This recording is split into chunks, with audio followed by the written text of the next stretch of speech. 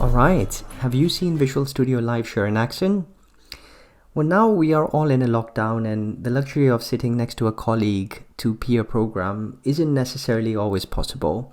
And sometimes you can use Teams to share your screen and use Teams audio and chat to be able to collaborate. But, screen share isn't the same. Now, luckily for us, Visual Studio Code has what's called Visual Studio LiveShare, which gives you unmatched and unparalleled experience of peer programming. Now, in this video, I'm going to show you a quick walkthrough of how to use this functionality and the power that it carries. The scenario that we're going to work through is as follows. I am Tarun, developing a Docker image, and I'll work through the steps to create a Docker container, start to write some code, debug the container locally, and run into an issue that I can't resolve on my own. And now that I'm on that situation, I will use Visual Studio LiveShare to start a LiveShare session with a colleague who will then help me through the process of fixing the issue. But in that process, we will see the functionality that Visual Studio LiveShare offers. Things like being able to start a chat session, a voice session, being able to follow each other's cursors when we're making code changes, and the code changes are automatically synchronizing both in between both of our sessions. And in addition to that, when my colleague is writing code in my code session, it reflects in updates essentially within my workspace as well. And then we'll also see how we can promote my local host execution of a server to be available into my colleague's workspace who isn't really running this locally on their machine yet. So plenty of fantastic stuff. Stay tuned and let's cover Visual Studio LiveShare and see it in action.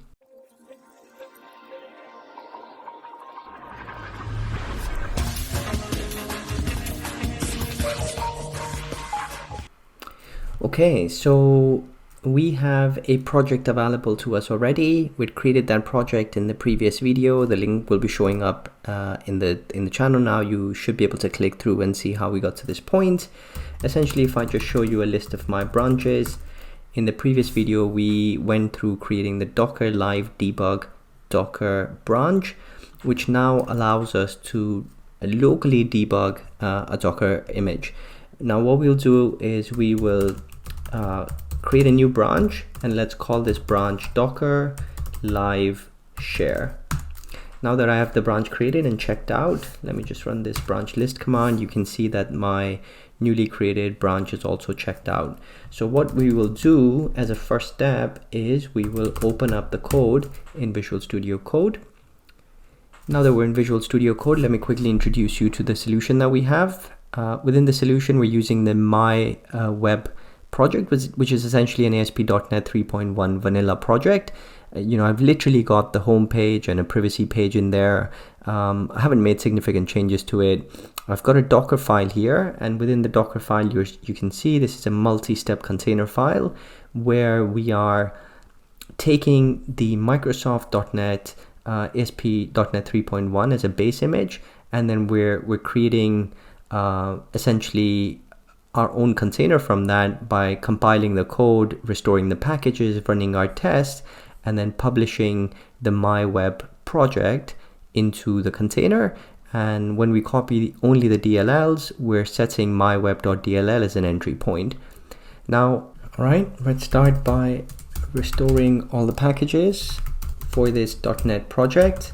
We can do that by running the .NET restore myweb command, and myweb here being the folder that contains my CS project file for my ASP.NET 3.1 project. Next thing, I need to build the project, so I'll run .NET build myweb, and as we can see, that's building the project. There are no errors or no warnings, so we're good to go. Let's run the project as well now. So we'll do .NET run project and then specify my web and then my web CS proj file. Okay, so we've got it running. Let's copy the URL and take that in a browser and paste it, and that's our vanilla my web app. And you can see I've got the home, but if I click on privacy, it's breaking. I guess I have a bit of a code issue within my source code which I need to fix. So let's close this.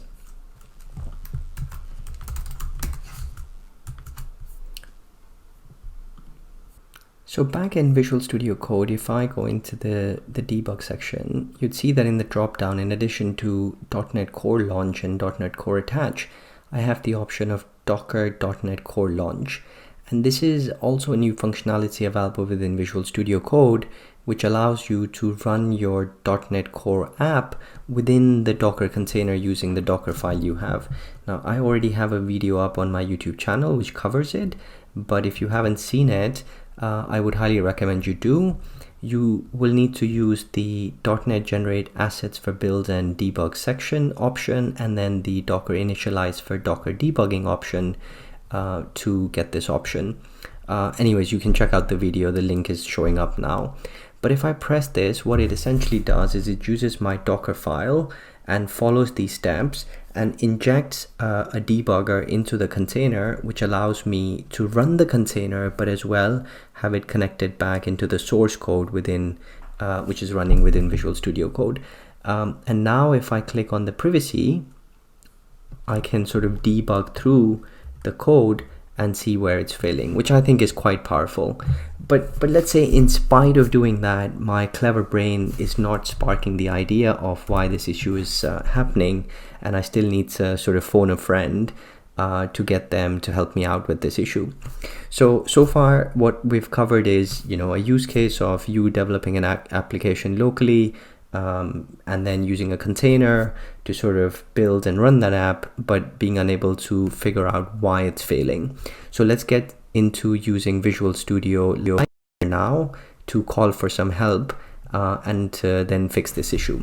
So let's stop this and go into extensions. First of all, search for LiveShare.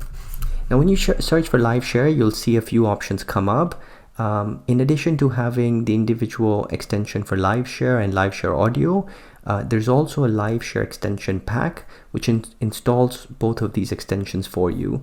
And the cool thing about the LiveShare extension is that it basically allows you to share a link to someone else that you want to collaborate with in real time.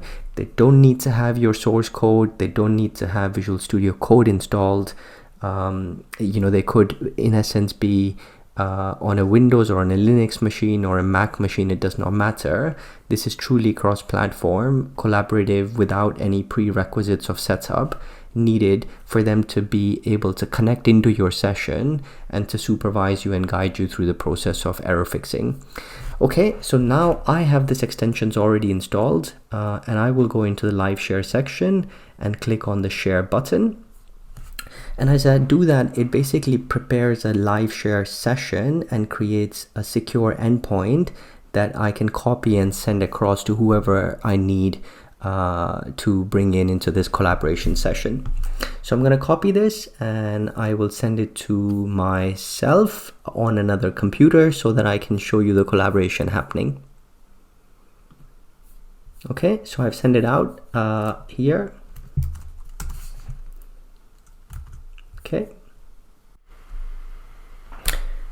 Right, as you can see that I've joined the session with my other account from another machine, and as I've done that, it's confirming that I've joined the session. Okay, it's just giving me an update, and I can see that where I have joined. It also is showing the file that I'm connected to. So you could right click the person and say follow participant, and that's more useful if you've got many people connected into your live session, and then as that person goes in and selects a different file, you'd be able to see where they're roaming about in the code base and what sort of functions they're looking at. So no surprise, very quickly on my other machine I know where this is failing and I can take a look at that. And the great thing here is, as I start to make changes from my other machine, they reflect on this workspace in real time, which is quite incredible. And I have the option of undoing those changes locally from this machine. So again, quite powerful. Now, let's say on my other machine. So what's really cool is that if I now run the session in debug from one machine,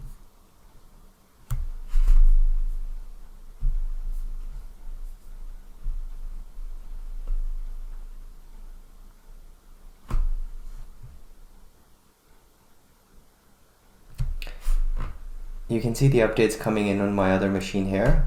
And if I click on the privacy page, which is broken, you see I can start to debug the code from my other machine as well, which is quite incredible, which is quite impactful if you think about it. I am not even running the code here. I don't have the source code, and as I'm running it locally on the browser here, it's able to relay the breakpoint substitution and breaking the program in debug mode on the other machine at the same point.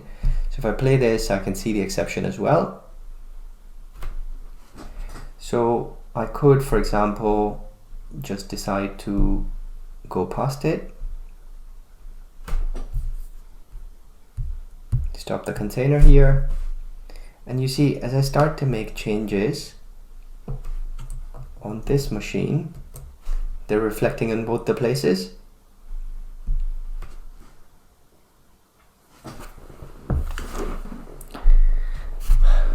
Okay, so quite easily I will start to fix the issue. I can do that by returning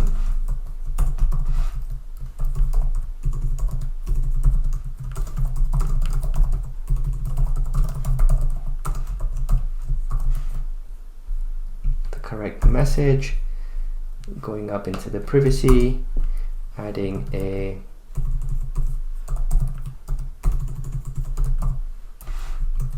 view bag, creating an object here for message, a key for message, and then simply passing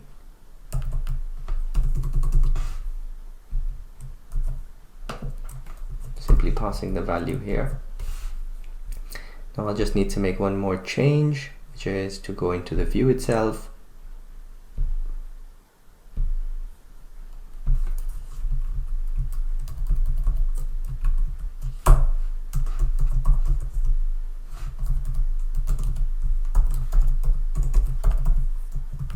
View data and consume the message and display it on the page here.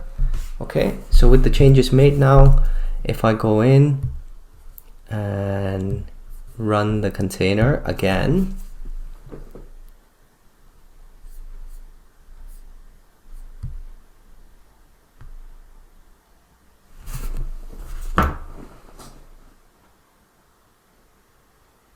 okay, the container is running.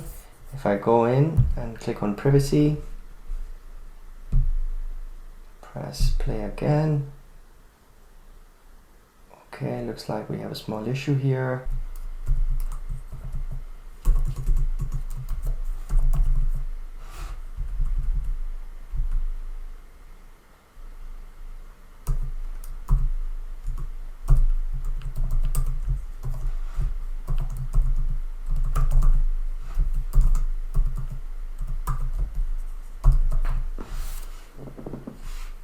Okay, that's fixed now. Let's stop it and let's run the container again.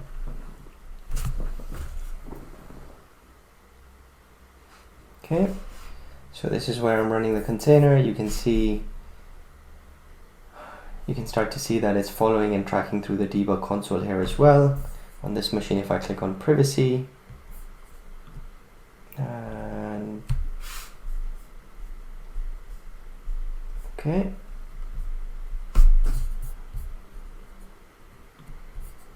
And you click in privacy, you can see that that's been fixed now. So the error message has gone away. Now, one more thing worth showing you here is if I go back into the LiveShare, I have the option of sharing a server. And sharing the server essentially means if I'm running a server locally on my machine, then I can share that with the remote user as well. So I'm going to take the endpoint that I'm running in the debug mode, and let's just call it localhost 55026.